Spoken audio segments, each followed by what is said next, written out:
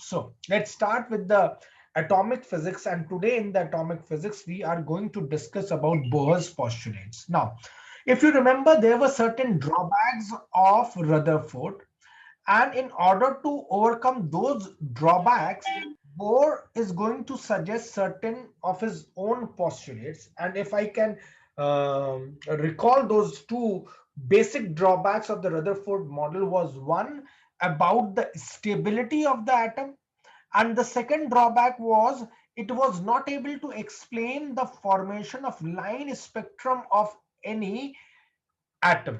So there were two basic drawbacks of Rutherford. So what does the Bohr is suggesting in order to modify that particular model of Rutherford?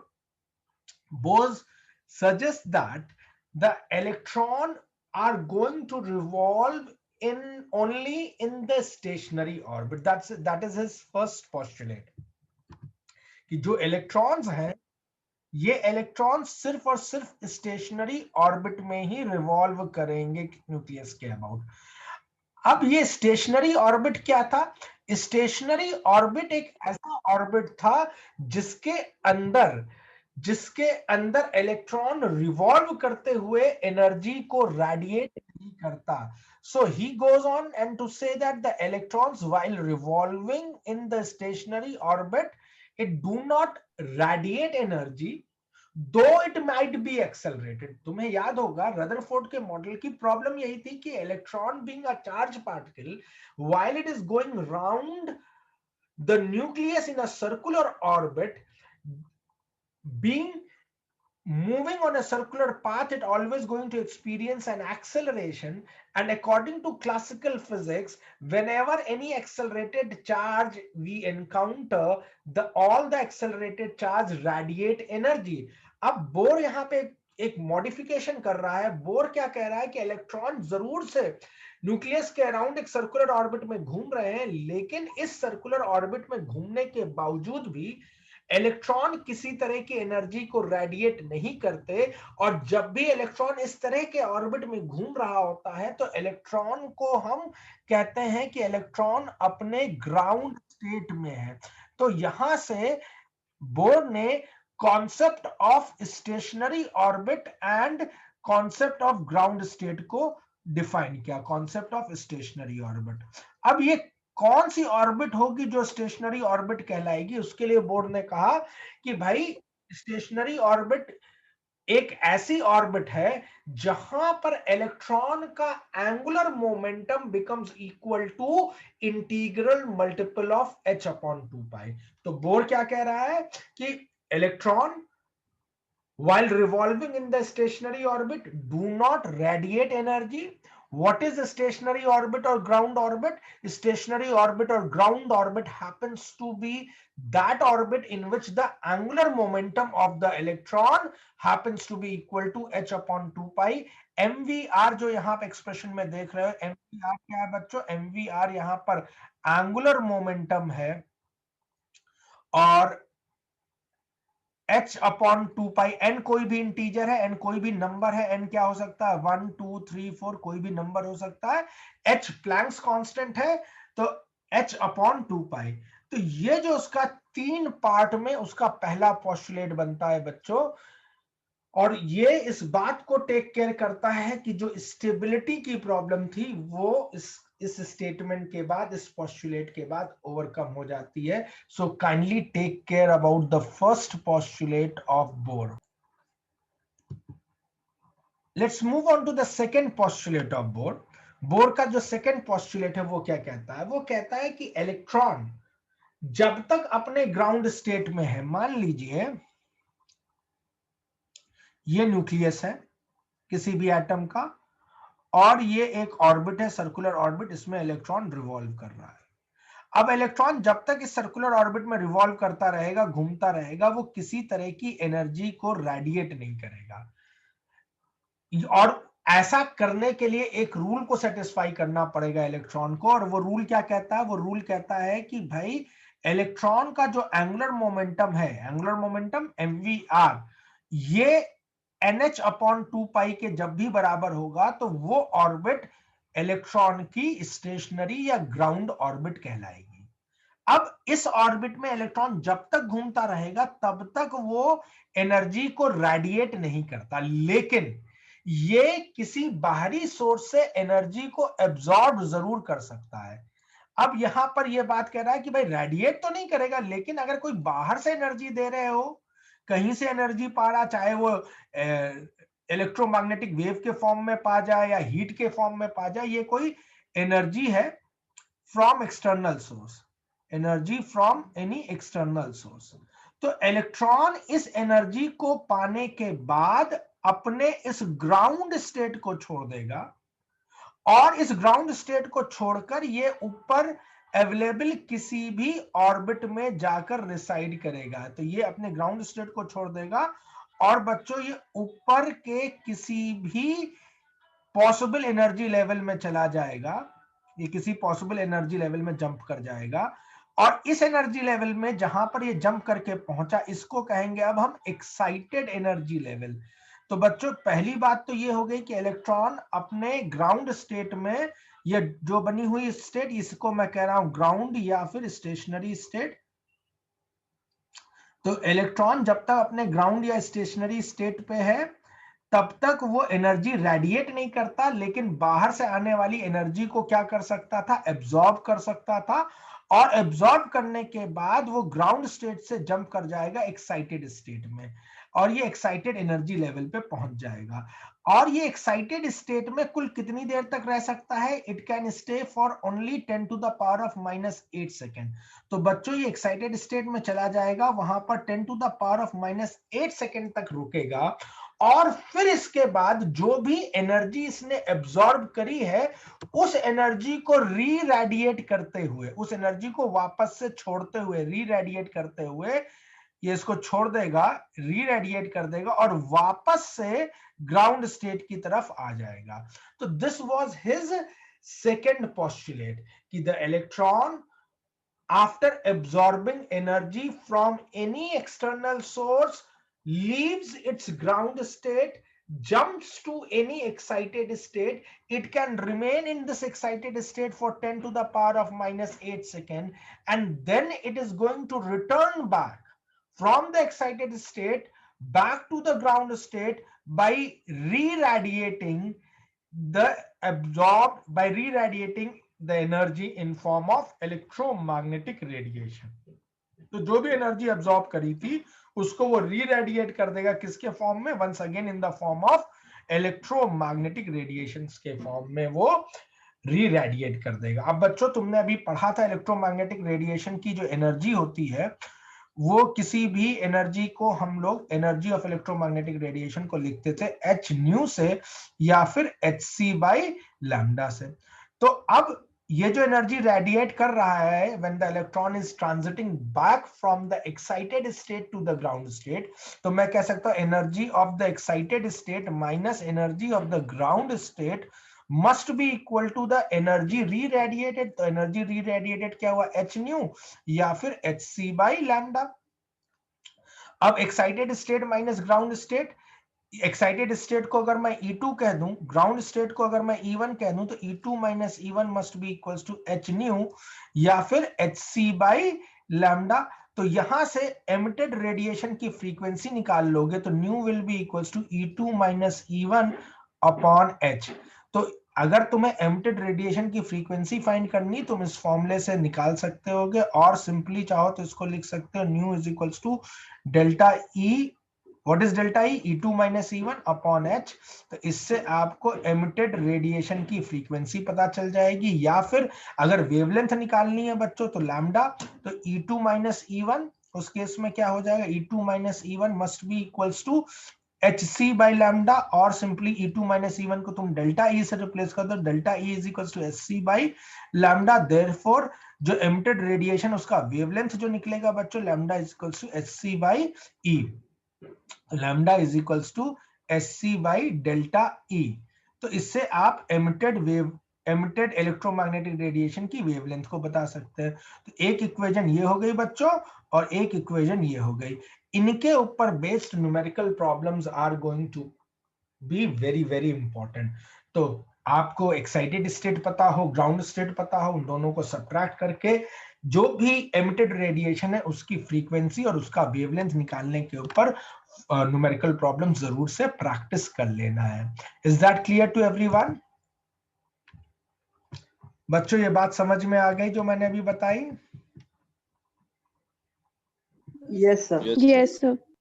अब ये तो था तुम्हारा second postulate bore का।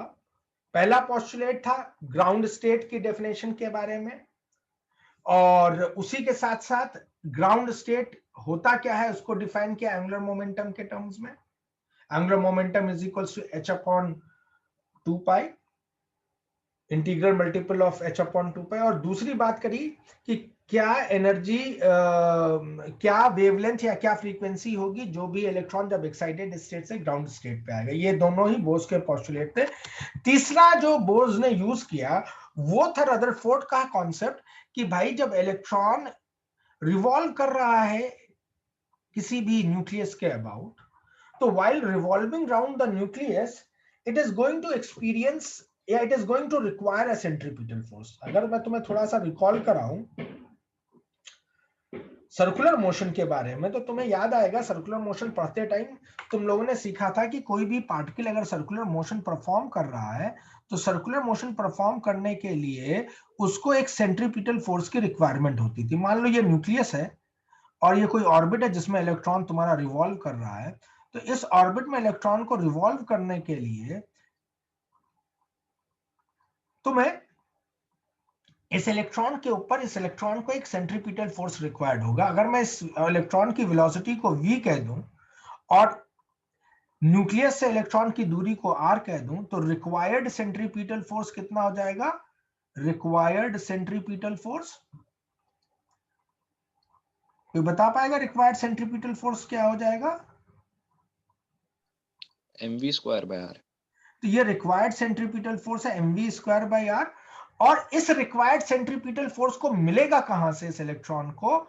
तो जो nucleus being positively charge particle, तो nucleus इसको अट्रैक्ट कर रहा होगा अपनी तरफ, तो ये कूलम्बियन फोर्स ऑफ अट्रैक्शन लगा रहा होगा। और वो कूलम्बियन फोर्स ऑफ अट्रैक्शन कितना हो जाएगा? तो कूलम्बियन फोर्स ऑफ अट्रैक्शन या force electrostatic force of attraction कितना होगा? न्यूक्लियस का चार्ज अगर मैं Ze लिख दूं, where Z happens to be the number of protons, तो कूलम्बियन फोर्स ऑफ अट्रैक्शन क्या हो जाएगा? 1/4 pi epsilon naught. Ze charge of the nucleus हो गया, E इलेक्ट्रॉन का चार्ज हो गया, E अपॉन r²। तो बच्चों ये दो चीजें आपने प्रीवियस क्लासेस में पढ़ी हुई थी। तो अब रदरफोर्ड मॉडल के हिसाब से जो भी रिक्वायर्ड सेंट्रीपिटल फोर्स है यानी mv²/r, ये कहां से मिलने वाला था उसको? ये इलेक्ट्रोस्टैटिक फोर्स ऑफ अट्रैक्शन से या कूलम्बियन फोर्स ऑफ अट्रैक्शन से मिलने वाला था। तो ये जो एक्सप्रेशन आया बच्चों, ये एक्सप्रेशन नंबर इक्वेशन नंबर 3 बन गई हमारे लिए इस डिस्कशन में। तो ये 3 इक्वेशन है जो कि हमारे काफी यूजफुल होंगे बोर्स के मॉडल को डेवलप करने के लिए। mvr is equals to nh upon 2 pi, equation number 1 जो अभी आपने इससे पहले देखा। E2 minus E1 must be equals to h nu या sc by lambda, ये इक्वेशन नंबर 2। और तीसरा रदरफोर्ड से आ रहा है mv²/r is equals to 1/4 pi epsilon naught Ze²/r²। ये 3 इक्वेशन की मदद से अब हम लोग सारे डेरिवेशंस करेंगे बोर मॉडल के लिए, बोर का एटॉमिक मॉडल। और वहां पर बोर ने इलेक्ट्रॉन की velocity in its orbit, electron का radius in its orbit, electron की एनर्जी, ये सारी टर्म्स को डिफाइन किया, ऑब्टेन किया उसका एक्सप्रेशन। और साथ ही साथ तुम्हें याद होगा रदरफोर्ड के मॉडल में मैंने तुम्हें रदरफोर्ड की एक प्रॉब्लम बताई थी कि अकॉर्डिंग टू रदरफोर्ड मॉडल जो स्पेक्ट्रम मिलना चाहिए था किसी भी एटम का, वो कॉन्टिन्यूअस स्पेक्ट्रम मिलना चाहिए था। टू द कॉन्ट्ररी, जब स्पेक्ट्रोस्कोपी में या स्पेक्ट्रोमीटर के थ्रू हमने किसी भी हाइड्रोजन किसी भी एटम को जब हमने एनालाइज किया, तो we didn't got that continuous spectrum, rather we got the line spectrum। तो उस लाइन की क्या वेवलेंथ या क्या फ्रीक्वेंसी थी, वो वेवलेंथ और उस फ्रीक्वेंसी का एक्सप्रेशन दिया, और पाया क्या गया कि वो एक्सप्रेशन या वो वेवलेंथ एग्जैक्टली इस फॉर्मूले से ही निकल के आ रही थी। And that is the reason why this entire Bohr's model has gained so much of success till this date. So I believe all these points are very, very clearly understood by you all. आप लोग अपना अपना register एक बार निकाल लें और मैं जैसे से डेरिवेशन करूं सेम वे से आप भी डेरिवेशंस करते जाएं. अगर वो स्टेप बाय स्टेप प्रोसीजर आप फॉलो करेंगे तो आपको ये डेरिवेशंस और एक्सप्रेशन का रिजल्ट बहुत इजीली ऑब्टेन हो जाएगा. उसमें कोई बहुत बड़ी रॉकेट साइंस नहीं लगेगी. So what I would recommend you to please take your copy and pencil और pen and try to do और try to solve along with me. तो पहला डेरिवेशन जो हम लोग करने जा रहे हैं बच्चों, वो यहां पर है velocity of electron in its orbit. तो जो इलेक्ट्रॉन हमारा एटम में घूम रहा है उसकी वेलोसिटी अपने ऑर्बिट में क्या होगी, इसका हम लोग एक्सप्रेशन को डिराइव कर रहे हैं. That's our first derivation in this particular chapter. Please take care, this derivation can be asked for at least 2 marks. तो बच्चों सबसे पहली चीज है कि आपको बोर्ड के वो तीनों पोस्टुलेट्स मालूम होने चाहिए. सबसे पहला पोस्टुलेट जो अगर याद हो इक्वेशन नंबर 1 से आती थी, mvr is equals to nh upon 2 pi, और इसको हम कहेंगे कॉन्सेप्ट ऑफ क्वांटाइजेशन. बोर का कौन सा पोस्टुलेट है? क्वांटाइजेशन का पोस्टुलेट है. तो कॉन्सेप्ट ऑफ क्वांटाइजेशन. तो अब से मैं बार बार पूरी बात नहीं बोलूंगा, मैं सिर्फ इतना बोल दूंगा कॉन्सेप्ट ऑफ क्वांटाइजेशन. तो आपको समझना होगा कॉन्सेप्ट ऑफ क्वांटाइजेशन से कौन सा एक्सप्रेशन है वो आपके हाथ में, mvr is equals to nh upon 2 pi. और जो हमारे पास रदरफोर्ड मॉडल से जो एक एक्सप्रेशन निकल के आया है बच्चों, वो एक्सप्रेशन है mv square r, that is the required centripetal force is equals to provided by Coulombian force of attraction, that is 1 upon 4 pi epsilon naught ze square upon r square. बच्चों ये था इक्वेशन नंबर 3. तो मैंने ये दो equations आपके सामने रख दिए हैं. पहली इक्वेशन है इक्वेशन नंबर 1 और दूसरी इक्वेशन है इक्वेशन नंबर 3. तो please take care of both this equation. अब मैं कर क्या रहा हूं, इस इक्वेशन को स्लाइटली मॉडिफाई कर देता हूं और ये आर स्क्वायर को यहां आर से कट कर देता हूं और रीमॉडिफाई करके ये इक्वेशन बन के जाएगी mv square is equals to 1 upon 4 pi epsilon naught Z square by r. और इसको रीअरेंज कर लो तो ये बन जाती mv square r into Z square upon 4 pi epsilon naught. इस आर को बच्चों इधर मैंने ट्रांसपोज कर दिया है, तो ये इक्वेशन हो गई mv स्क्वायर आर और इधर आ गया है Z square upon 4 pi epsilon naught. और इस इक्वेशन को अब मैं थर्ड का मॉडिफाइड फॉर्म कह रहा हूं यानी 3a. तो बच्चों अब आपके पास एक इक्वेशन है इक्वेशन नंबर 1 और दूसरी इक्वेशन हमारे पास जो आ गई है वो इक्वेशन नंबर 3a है.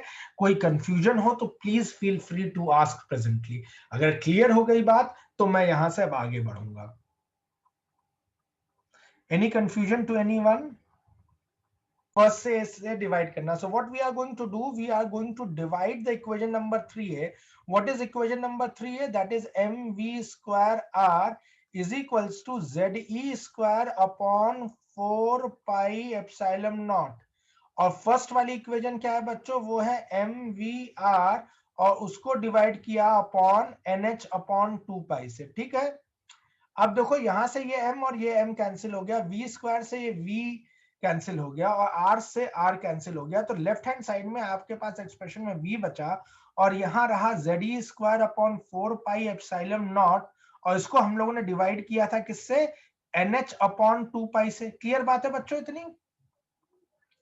तो मैं इस एक्सप्रेशन को फिर से रीराइट कर दे रहा हूं Z square upon 4 pi epsilon not से और इनटू 2 पाई अपॉन एनएच से.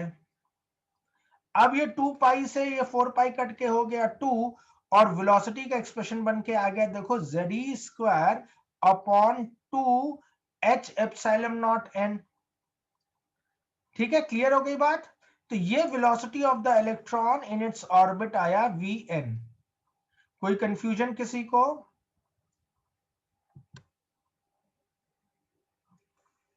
बच्चों ये कंफ्यूजन किसी को किसी तरह का वेलोसिटी को डिराइव करने में? नो. तो ये इलेक्ट्रॉन का velocity in its Bohr orbit आया. हाइड्रोजन एटम के लिए बच्चों z की वैल्यू हो जाती है 1. तो velocity of the electron in the for the hydrogen atom. तो हम लोग किसकी बात कर रहे हैं? For hydrogen atom, for hydrogen atom. तो हाइड्रोजन एटम के लिए Z हो जाएगा 1, तो velocity of the electron in the hydrogen atom निकल के आएगा, Z हो गया 1, तो E² / 2 H epsilon not n। और ये जब सॉल्व करोगे तो इससे इलेक्ट्रॉन के, हाइड्रोजन एटम में इलेक्ट्रॉन की वेलोसिटी आपको पता चल जाएगी। अब इसी वेलोसिटी को अगर आप स्पीड ऑफ लाइट से डिवाइड कर देते हैं तो v/c, और जब ये v/c निकालते हैं तो ये वैल्यू निकलती है 1/137, और इसको कहते हैं फाइन स्ट्रक्चर कांस्टेंट। बच्चों ये सब इतना डिटेल में नहीं है, लेकिन फिर भी आपको मालूम होना चाहिए। तो जब आप velocity of electron in it's hydrogen atom in its first orbit divided by the speed of light, this is what is known as, this ratio is known as fine structure constant. Is that clear to all of you? Shall I change the slide now if you all have noted it down? To obtain the expression for Bohr radius, इसके लिए हम लोग क्या कर रहे हैं, जो पहली इक्वेशन है यानी mvr is equals to nh/2 का स्क्वायर करके थर्ड ए की इक्वेशन से डिवाइड कर देंगे। तो चलिए कर लेते हैं हम लोग इस चीज को। तो mvr is equals to nh/2, ये इक्वेशन नंबर 1 थी। अब आपको करना क्या है, इस इक्वेशन को स्क्वायर कर देना। तो ये हो जाएगा m² v² r² is equals to, यहां पे हो जाएगा n² h² अपॉन डिनोमिनेटर का स्क्वायर हो जाएगा 4π²। क्लियर है बात बच्चों? Yes, sir. और बच्चों जा चेक करो थर्ड ए इक्वेशन क्या लिखी थी तुमने। देखो थर्ड ए इक्वेशन आई थी mv² is equals to ze² upon 4πε0। ये इक्वेशन नंबर 3a थी। अब आपको करना क्या है, 1a को इससे डिवाइड कर देना। तो यहां पे है m² v² r², और लेफ्ट हैंड साइड में 3a की इक्वेशन में है m v² r is equals to, यहां पे है n² h² राइट साइड में 4π² और डिवाइडेड बाई ze² अपॉन 4πε0। अब m² से ये कैंसिल हो गया, v² से ये v² कैंसिल हो गया, r² से ये r कैंसिल हो गया बच्चों। तो लेफ्ट हैंड साइड इक्वेशन में बचा m into r is equals to, इधर रह गया n² h² upon 4π² into 4πε0 divided by ze²। अब देखो बच्चों यहां से 4π और ये 4 कैंसिल हो गया, π² से एक पाई कैंसिल हो गया। एक्सप्रेशन m आप यहां से उतार लाइए इधर, तो r बन गया n² h² ε0, न्यूमरेटर में बाकी बचा m, इधर से आ गया तो ये हो गया z πe² m। तो चेक कर लीजिए, ये radius of the electron in its Bohr orbit है, sorry radius of the electron या बोर रेडियस है। ठीक, क्लियर है बात बच्चों इतनी?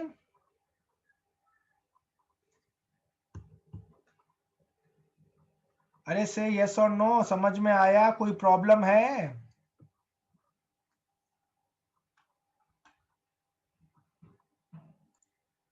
For hydrogen atom, hydrogen atom के लिए बच्चों z की वैल्यू क्या हो जाएगी? z की वैल्यू 1 हो जाएगी। तो रेडियस ऑफ द या Bohr radius for the hydrogen atom कितना हो जाएगा? तो Rn will be equals to n² h² ε0 upon z तो 1 हो गया πe² m। And for the first orbit of hydrogen atom, for first orbit of hydrogen atom, R1 is equals to h² ε0 upon pi e square m. N की value 1 हो गई, और जब तुम इसको सॉल्व करोगे तो बच्चों ये 0.53 आर्मस्ट्रॉन्ग के आसपास निकल के आएगा।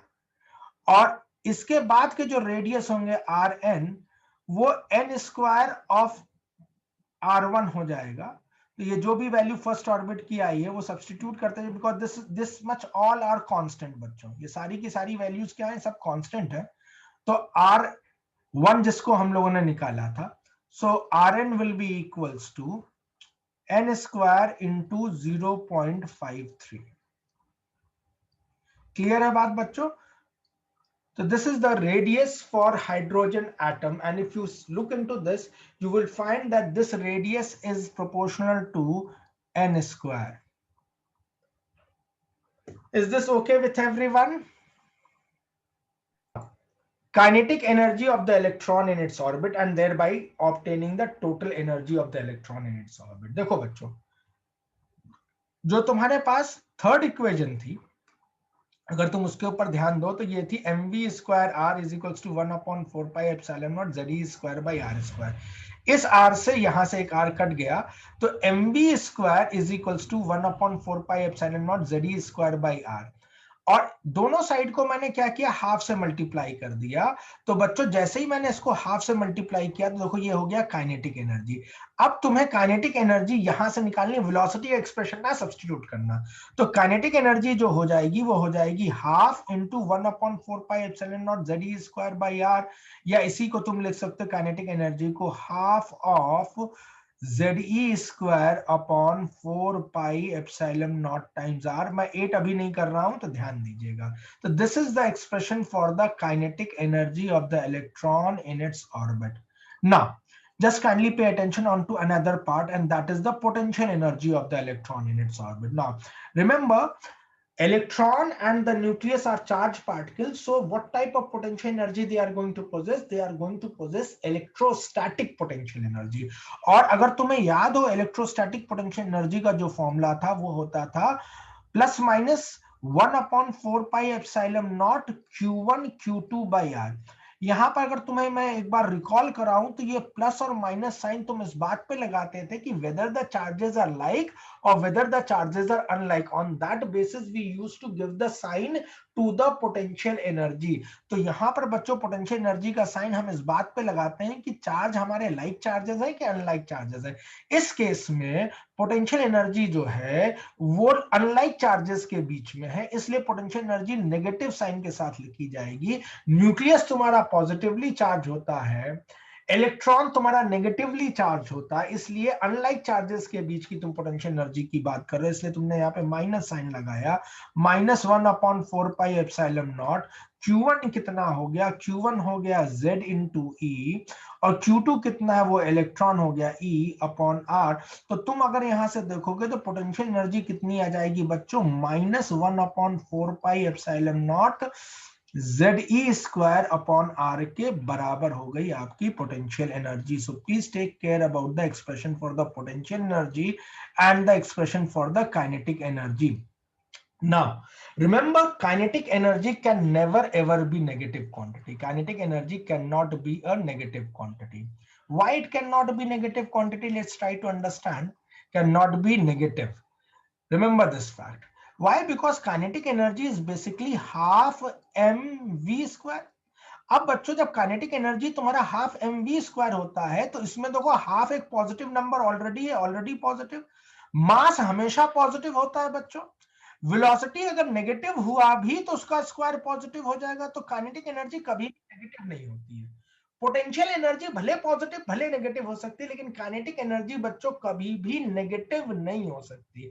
तो इसलिए ध्यान रखिएगा कि काइनेटिक एनर्जी जो है वो अगर आप यहां से देखें that is 1/2 ze square upon 4 pi epsilon naught. तो देखो ये ze square upon 4 pi epsilon naught r तो पोटेंशियल एनर्जी का एक्सप्रेशन से भी आ रहा है। तो तुम पाओगे कि मैं लिख सकता हूं kinetic energy is equals to half of modulus of potential energy. मैंने मॉडुलस क्यों लगाया पोटेंशियल एनर्जी के साथ? तुम क्योंकि पोटेंशियल एनर्जी हमारा नेगेटिव था और पोटेंशियल एनर्जी नेगेटिव हो सकता है, काइनेटिक एनर्जी कभी भी नेगेटिव नहीं होता, तो इसलिए मैं पोटेंशियल एनर्जी के साइन को इग्नोर करके काइनेटिक एनर्जी लिख रहा हूं। तो इसलिए देखो काइनेटिक एनर्जी को मैंने लिखा half modulus of potential energy. तो पोटेंशियल एनर्जी का साइन हमें नहीं लेना है, काइनेटिक एनर्जी कभी भी नेगेटिव नहीं होती, इसलिए हम पोटेंशियल एनर्जी के साइन को इग्नोर कर रहे हैं। तो अगर किसी जगह पर तुम्हें पोटेंशियल एनर्जी चार्ज पार्टिकल का पता है, पोटेंशियल एनर्जी अगर पता है किसी भी इलेक्ट्रॉन का अपने बोर ऑर्बिट में घूमते हुए, तो उसकी तुम काइनेटिक एनर्जी को इजीली बता सकते हो। तुम्हें सिर्फ उसको पोटेंशियल एनर्जी के हाफ के बराबर वो काइनेटिक एनर्जी होगी। Is that clear to all of you? बात करते हैं टोटल एनर्जी की। अब टोटल एनर्जी क्या होता है बच्चों? वो kinetic energy plus potential energy होता है। अब काइनेटिक एनर्जी जो था वो हाफ ऑफ पोटेंशियल एनर्जी था, और पोटेंशियल एनर्जी खुद नेगेटिव में आया था, तो माइनस पोटेंशियल एनर्जी बन गया। तो टोटल एनर्जी क्या निकल के आ गया? Minus half potential energy. और टोटल एनर्जी चूंकि minus half of potential energy है, और मैं पोटेंशियल एनर्जी का एक्सप्रेशन रख देता हूं, तो टोटल एनर्जी का एक्सप्रेशन आ गया minus ZE² upon 8 pi epsilon not times R। अब टोटल एनर्जी नेगेटिव निकल के आ रहा है, ये इस बात को इंप्लाई करता है कि हमारा जो इलेक्ट्रॉन है वो बाउंडेड है न्यूक्लियस से, वो न्यूक्लियस के साथ बंधा हुआ है। ठीक है, तो अगर मुझे इलेक्ट्रॉन को फ्री करना है, इलेक्ट्रॉन को अगर मैं ऑर्बिट से एटम से निकालना चाहता हूं, तो मुझे बाहर से एनर्जी सप्लाई करनी पड़ेगी। और जितनी एनर्जी हम देंगे इलेक्ट्रॉन को उसके ऑर्बिट से फ्री करने के लिए बच्चों, वो इलेक्ट्रॉन की आयोनाइजेशन एनर्जी कहलाएगी। तो the energy supplied in order to make the electron free will be called as its ionization energy. The negative sign of the total energy suggests that the electron remains bounded. The negative sign has got an implication to play, so please take care that negative energy is suggesting that the electron is going to remain bound to its nucleus.